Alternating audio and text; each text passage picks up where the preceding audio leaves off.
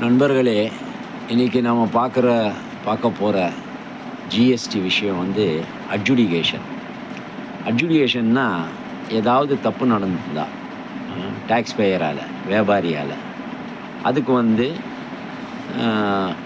டேக்ஸை வந்து கட்ட சொல்லி ஆர்டர் போடுறது, அதுக்கு இன்ட்ரெஸ்ட்டு பெனால்ட்டிலாம் வரும். இதில் வந்து 2 விதமாக இருக்குது. ஒன்று இருக்க தெரியாமல் நடக்கிற தப்பு, ஏதோ ரிட்டர்னில் ஏதோ தப்பாயிடுச்சு அப்படின்னா அதை வந்து ஸ்க்ரூட்னி சொல்லி பார்ப்பாங்க. அப்போ வந்து அதுலேருந்து அந்த தப்பை கண்டுபிடிச்சிட்டு ஏஎஸ்எம்டி 10 சொல்லி ஒரு ஃபார்மில் இருக்குது. அதில் வந்து அந்த வியாபாரிக்கு இன்ஃபார்ம் பண்ணுவாங்க, டேக்ஸ் பேயருக்கு. அவர் அதை பார்த்துட்டு அதுக்கு பதில் சொல்லலாம். அது பிறகு சொல்லவே இல்லை அப்படின்னா, இல்லை அவர் கொடுக்குற பதில் அவங்களுக்கு வந்து திருப்திகரமாக இல்லை ஆஃபீஸருக்கு அப்படின்னா, உடனே என்ன பண்ணுவாங்கன்னா டிஆர்சி 1A சொல்லி ஒன்று கொடுப்பாங்க. இந்த 1Aல வந்து இந்த மாதிரி பணம் கட்டுங்க, இந்த மாதிரி தப்பு நடந்திருக்கு, நீங்கள் கொஞ்சம் ஷார்ட்டாக கட்டிட்டீங்க, கம்மியாக கட்டிட்டீங்க அப்படின்னு சொல்லுவாங்க. அதுக்கும் ஒரு பதில் கொடுத்தாரு, அந்த பதில் திருப்தி இல்லை, பதிலே சொல்ல அப்படின்னா டிஆர்சி 1ல் ஷோகாஸ் நோட்டீஸ் கொடுப்பாங்க. அது வந்து விவரமாக இருக்கும். இந்த மாதிரி நீங்கள் இந்த தப்பு பண்ணியிருக்கீங்க, இந்த சட்டப்படி இந்த ரூல் படி பண்ணியிருக்கீங்க, அதுக்காக வந்து நீங்கள் இந்த பணத்தை கட்டணும், கட்டலைன்னா நாம் வந்து இன்ட்ரெஸ்ட்டு பெனால்ட்டி எல்லா விஷயங்களும் வரும் அப்படின்னு சொல்லுவாங்க. அதுக்கு ஒரு ரிப்ளை கொடுப்பார் இவர். அது பிறகு ஒரு பர்சனல் ஹியரிங் சொல்லி கூப்பிட்டு பேசுவாங்க. கூப்பிட்டு அவர் அதை போயிட்டு தன்னுடைய சார்பில் சொல்லுவார், அவருடைய ஸ்டாண்டை சொல்லுவார்.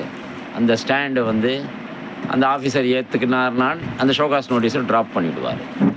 இல்லைன்னா ஒரு ஆர்டர் போடுவார் டிஆர்சி 07ல். இந்த ஆர்டர் வந்து செக்ஷன் 73ல் போடுவாங்க, பழைய பீரியடுக்கு. அதில் அந்த டிமாண்டு, அந்த டேக்ஸை வந்து இவ்வளோ கட்டணும்னு சொல்லி கன்ஃபார்ம் பண்ணுவாங்க, நிச்சயம் பண்ணுவாங்க. அப்புறமா இன்ட்ரெஸ்ட் கட்டணும், பெனால்ட்டி கட்டணும்னு போடுவாங்க.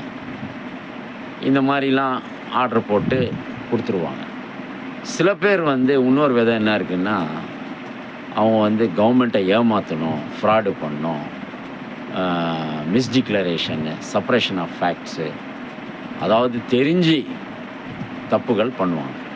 பில்லு போடாமல் விற்பாங்க, இல்லைன்னா இன்புட் டேக்ஸ் கிரெடிட் ஐடிசின்றோம் இல்லையா, அது தப்பான முறையில் எடுத்துப்பாங்க, கவர்மெண்ட்டை ஏமாற்றணுன்ட்டு பண்ணுவாங்க. அப்படிப்பட்ட கேஸுக்கெல்லாம் வந்து பெனால்ட்டி 100% வரும். அதுக்கும் அதே மாதிரி தான் டிஆர்சி 1A கொடுப்பாங்க. முதல்ல செக்ஷன் 74ல் கொடுப்பாங்க, பழைய பீரியடுக்கு.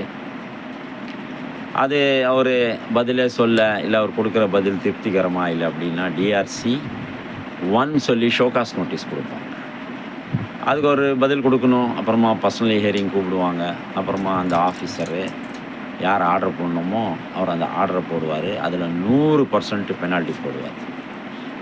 அதே ஷோகாஸ் நோட்டீஸ் கொடுத்த உடனே அவர் கட்டிட்டார்னா அந்த பெனால்ட்டி குறையும். இல்லை ஆர்டர் போட்ட உடனே 30 நாள் கட்டினார்னா கொஞ்சம் குறையும். அப்படி 30 நாளும் தாண்டிச்சு அப்படின்னா முழுசாக 100% பெனால்ட்டி வரும். டேக்ஸும் கட்டணும், இன்ட்ரெஸ்ட்டும் கட்டணும், பெனால்ட்டியும் 100% கட்டணும். இந்த மாதிரி கேசஸில் 20 லட்சத்துக்குள்ளே இருந்தால் சென்ட்ரல் சிஜிஎஸ்டி 10 லட்சம், எஸ்ஜிஎஸ்டி 10 லட்சம், 20 லட்சம்னா சூப்பரண்ட் ஆர்டர் போடுவார். அப்படி அட்ஜுடிகேட்டிங் அத்தாரிட்டி அவராக இருப்பார். இல்லை 20 லட்சத்துலேருந்து 1 கோடி 2 கோடி வரைக்கும் ஏசி அசிஸ்டன்ட் கமிஷனர் அந்த டிவிஷனில் இருக்கிறவர், இல்லைன்னா டிசி யார் அதில் இருக்காரோ அந்த டிவிஷனில் அவர் போடுவார். அது பிறகு 2 கோடிக்கு மேலே போயிடுச்சுன்னா அடிஷ்னல் கமிஷனர் தான் போடுவார். அந்த ஹெட் குவார்ட்டர்ஸு கமிஷனரேட், எக்ஸிக்யூட்டிவ் கமிஷனரேட்டில் இருக்கிறவர் அடிஷ்னல் கமிஷனர் தான் ஆர்டர் போடுவார். இதுதான் அட்ஜுடிகேஷனுடைய சமாச்சாரம்.